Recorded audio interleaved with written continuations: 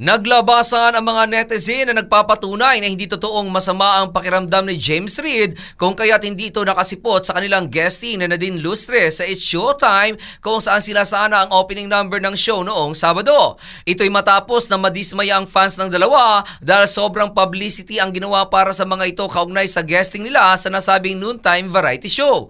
Ayon sa mga netizen, sumama ang pakiramdam ni James dahil sa hangover umano sa alak na ininom nito matapos na makita ito at si Nadine na dumalo sa dalawang party noong Biyernes ng gabi. Sa kanyang komento, sinabi ng isang kremka na nakipag-party na magdamagan si James at napaka-irresponsable umano nito.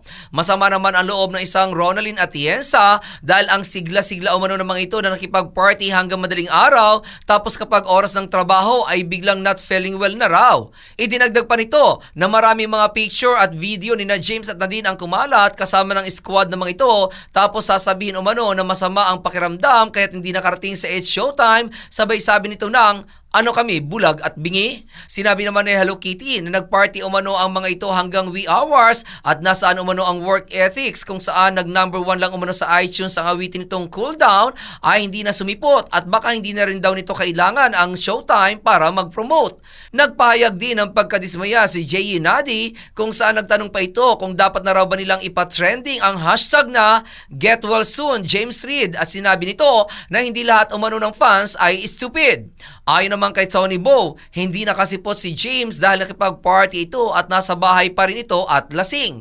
Nanawagan naman si Oxygenator 1 sa pamunuan ng It's Showtime at ABS-CBN na tanggalin sa nasabing noontime show ang dalawa dahil hindi umano deserve ng mga ito na mapabilang doon, lalo na at professional ang mga kasama ng mga ito. Samantala, bukas naman kami para sa panig ni James Reid. At yan aking balita, ako naman si RH43 Rocky, ang inyong kaliga sa mundo ng showbiz. Showbiz for more, like and share this page for more.